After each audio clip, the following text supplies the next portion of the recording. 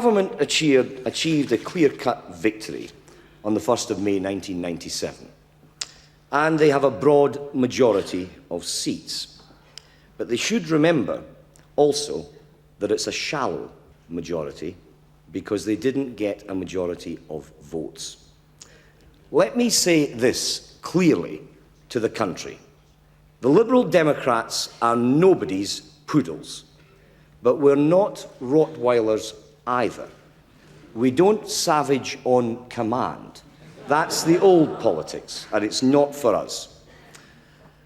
It's a lesson, of course, the Tories can never seem to learn. Since I've been elected, what an irresponsible disgrace has become their attitude to Northern Ireland.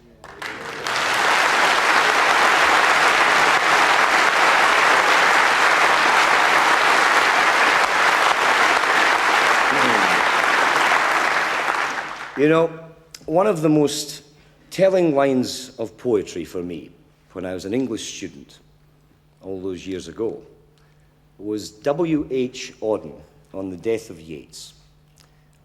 Mad Ireland hurt you into poetry. Now you are gone, but Ireland has her madness still.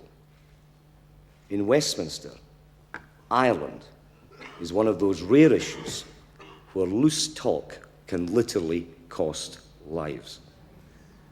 I say this on behalf of our party.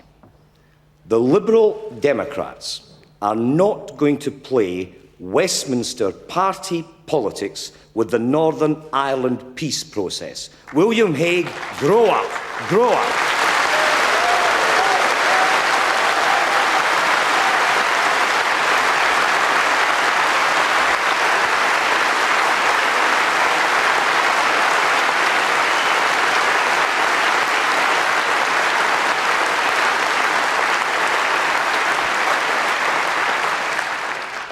Our approach is different.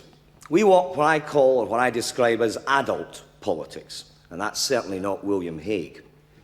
And we believe that for politics to make a difference, you need to talk to people in other parties.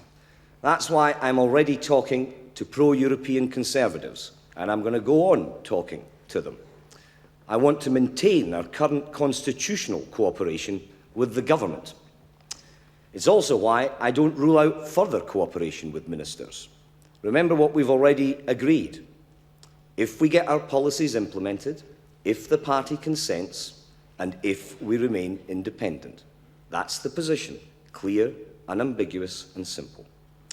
Now, this open-mindedness, I think, shows why we're serious about helping the people of Britain. While the government's doing things that we think are right, well, we're going to support them. But when they're wrong, and they're very often wrong, we will be opposing them. Take social justice. There's real deep inequalities in Britain today. Men and women, black and white, rich and poor, dire problems in the inner cities, and just ask our farmers about the extent of the rural crisis. If you're old or cold or hungry, it doesn't look so much New Labour. It looks more like New Conservatives.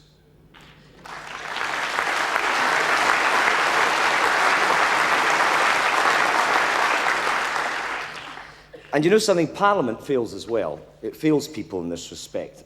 You get asked a lot of questions in this job. I was asked a few weeks ago, what's the vote you most regret having cast as a Member of Parliament? And I thought about it and I said, I think actually the vote that I most regret was probably a vote that I never cast in Parliament. And why didn't I cast it? Because essentially all the parties agreed. There wasn't proper scrutiny. Everybody thought it was a good idea. It went through essentially on the nod. And what was that issue? It was to set up something called the Child Support Agency. And I feel, frankly, ashamed as a Member of Parliament not to have applied my critical faculties to what looked like, in principle, a good idea, but nobody took adequate account of the gory detail. And then when you sit for years afterwards, the poll tax was bad, but the CSA is even worse. You sit for years afterwards in your constituency Saturday morning surgery, and men and women are breaking down in tears in front of you because of the stress and the anxiety and the near suicidal pressure that they're placed under because of the antics of the original Child Support Agency. You have to look hard in the mirror as a Member of Parliament and say, you can't just blame a government mate, you've got to blame yourself as well. And you know, that issue for me is a classic example, a classic, if tragic example, of how Parliament doesn't do its job, and therefore, even when it's got good intentions, and they were genuinely good intentions, it doesn't connect with the poorest people that it wants and should be trying to help.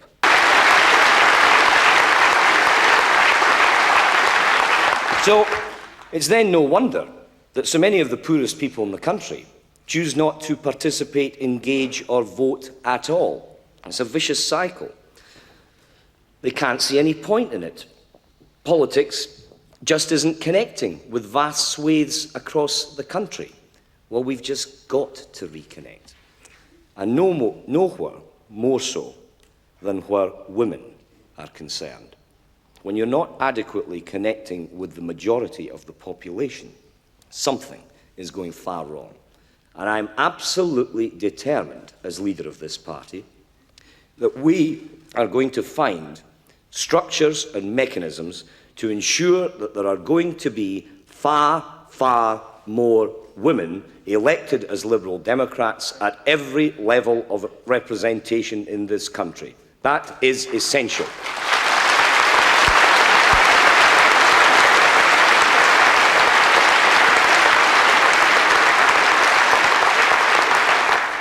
Now, when we talk about social justice, we also need to recognise that the inequalities in society affect the life chances of people whom we don't think of themselves as especially disadvantaged. What do I mean by that? Well, women bringing up children, whether alone or with a partner, they face enormous difficulties. Parents sending their children to university, sons and daughters worrying and trying to look after their elderly parents. They may receive a reasonable salary, but what's the use of that when you can't get the hospital appointment when you need it?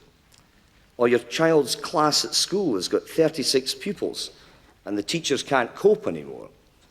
Or you can't go out your door or unlock it for fear of crime. Make no mistake, though, our response is not solely about spending. Our future is not as a left of Labour Party. That's been tried before. It was the longest suicide note in history, and for us it would be the political cul-de-sac of all time. I am not leading this party in that direction.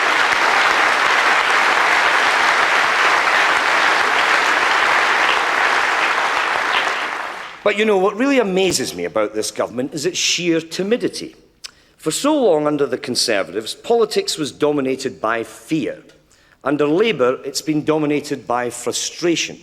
The government's got a huge majority, it continues to have good opinion poll ratings, yet it doesn't seize the advantages that go with that. It doesn't lead. Too often, it just follows the last of the latest focus group. And nowhere is that issue more true than with regard to Europe. Now, I'm unashamed on this issue, and I know you are too. Europe is good for Britain. Europe is good for British business. That's good for British jobs. And all of that's good for the British people. It's patriotic to be pro-European.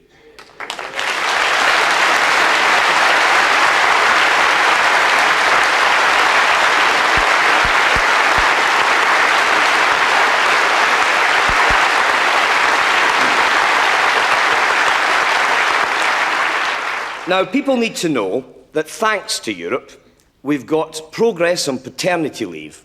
Thanks to Europe, we've got progress on equal pay for men and women. Thanks to Europe, the invalid care allowance a number of years ago was actually extended to married women. All thanks to Europe. But the government won't say so. They shouldn't be so afraid. Look, I stand in front of you today as a Highlander, and I'm proud to be that, and as a Scot. But I don't see any contradiction in being both of those and being proud to be British. And I don't see any contradiction in that in being proud to be European. It is patriotic to be pro-European.